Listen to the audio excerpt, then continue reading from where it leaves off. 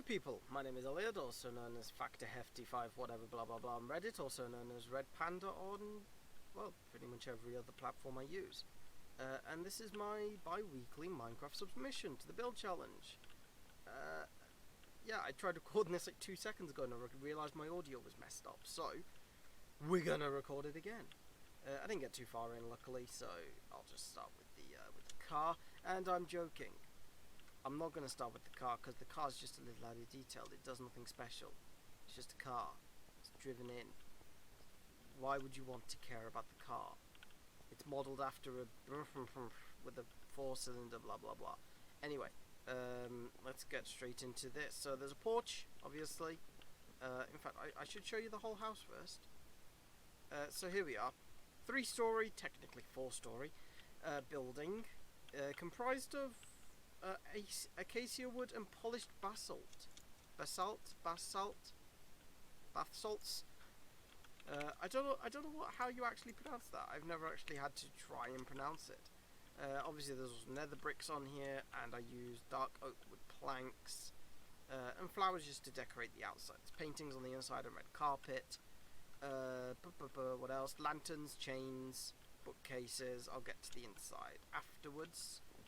But we'll start with the first basic thing that the build does, which you'll notice in the bonus video linked on the Reddit page.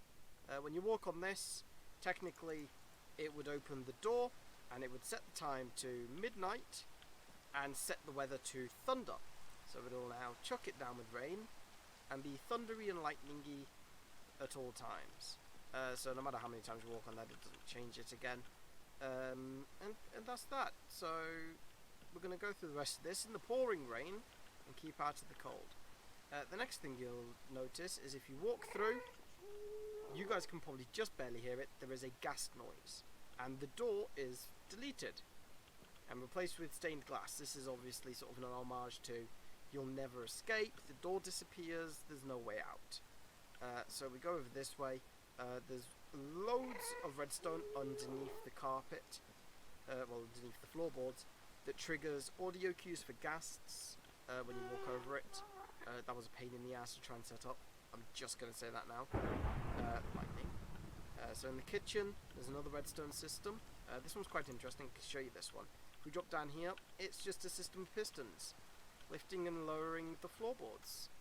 I thought that was quite an interesting little feature. I quite enjoy the effect it has at the moment, where it does this sort of circle. I thought that was rather interesting. So over this way, there's more redstone under here. This one, once again, was quite a complicated one. So there's a load of command blocks. Each one does a different thing. Like this one refills this with nether blocks.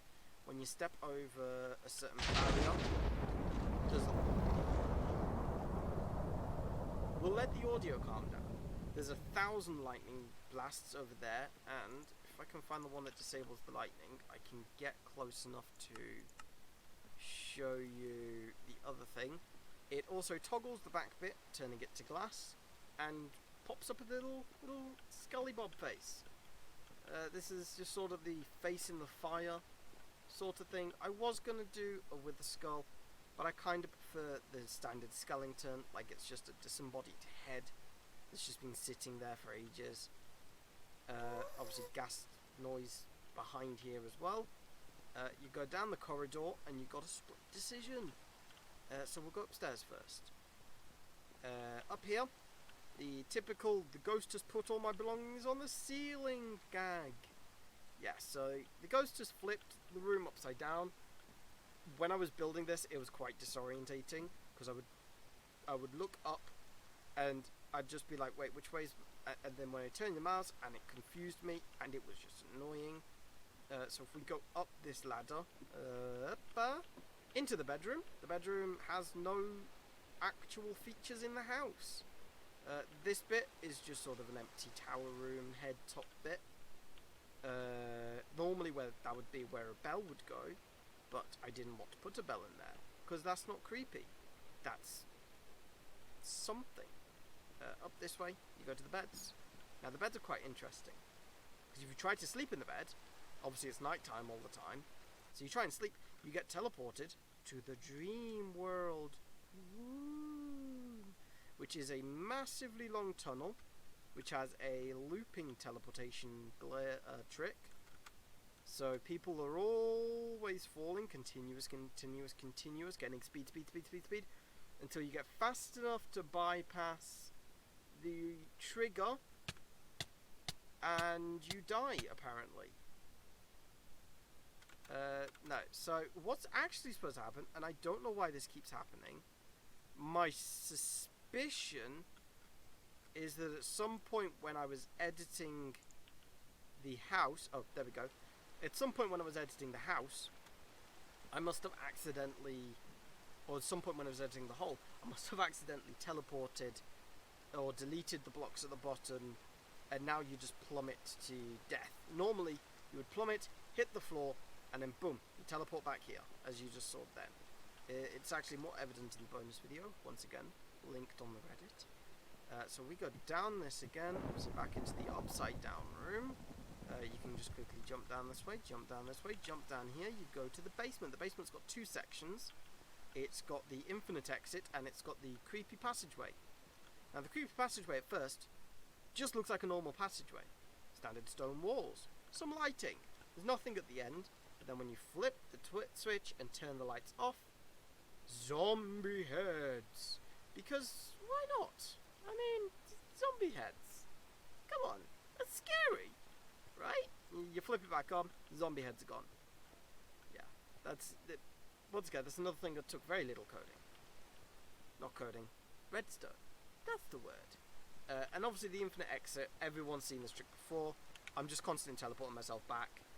It works better in person, and when you haven't got the torch in the end. But for the sakes of the video, I wanted it not to be perfect.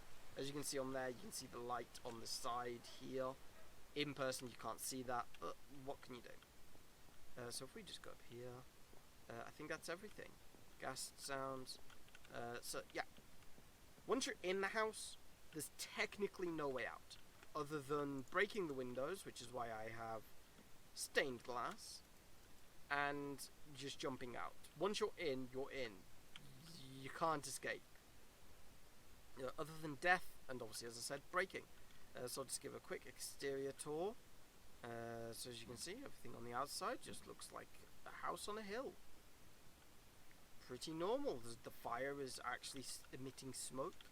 And look through all the windows. I think, it's a pretty good build.